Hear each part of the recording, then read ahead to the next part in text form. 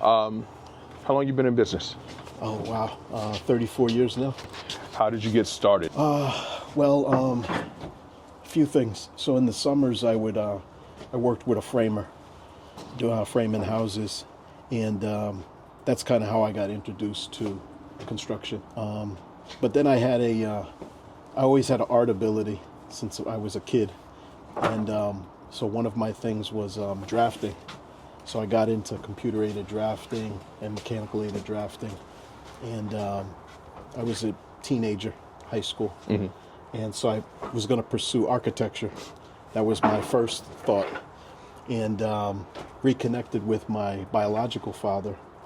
So I moved from New York up to Connecticut, and my father's family's from Hartford, and turns out he was a general contractor since the late 70s, doing mostly commercial work. And so when I reconnected with him, it kind of took my path, and that's really how I got started there. Okay. Yeah. And so that rolled into... It rolled into me getting my license when I first moved up here, like within 6-7 months. And then, just getting kind of thrown into general contracting. Okay. The aspects, electrical, plumbing, HVAC, all different aspects. Because he had a lot of contractors that worked for him. And I would pick their brains, and I would shadow them, and and I got to learn a lot of things, the codes and different things. So, and then I formally went into. What would you say is the key? What do you need in terms of skill, talent? Well, you definitely have to have a passion for it. That's probably one of the bigger things. Have a passion for it. Have an aptitude, of course, for math and certain other things. Creativity. And vision.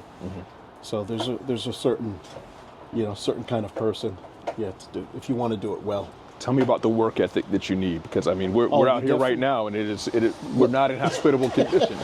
Tell me what we're doing right now, and talk about it. Well, right now we're it was an enclosed porch that we ripped apart, and we basically rebuilt it. So all the structural aspects, footings, from the concrete footings in the ground, the joists underneath, the flooring, the supports for the upper roof, all of those things.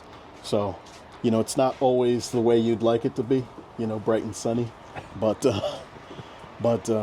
it's definitely fulfilling, So I'm a creative person anyway, and I like being hands-on. So I would say if anybody is hands-on or has any type of creativity that way, it's definitely fulfilling, really fulfilling. You have to be self-motivated, without a doubt. Get yourself up in the morning, get out, do things you don't really want to do when they need to be done. So there's a lot of those things that go into it. What's your favorite part about the job? When I finish. To see, I'm going to tell you something. Over all the years, I love taking something, starting from nothing, and building it, and come to fruition the way I envision it in my mind, because I'm visual, so I can actually visualize a project before I enter it, and I meet with clients and we talk, and I know exactly what they're looking for, and so I like creating it and seeing their faces and seeing how they really come to life. Right. And they're like, wow, it turns out better than I expected, whether it's a custom bar or, a nice bathroom or a kitchen or an addition we built or a house or whatever it is, Gotcha. So that's really fulfilling. So that end point when they see it, the final product, that's really, really beautiful. Yeah.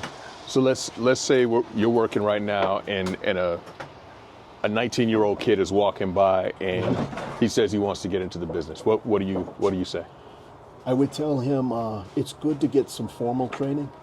So I would tell him enroll in some kind of vocational school, a technical school, something like that.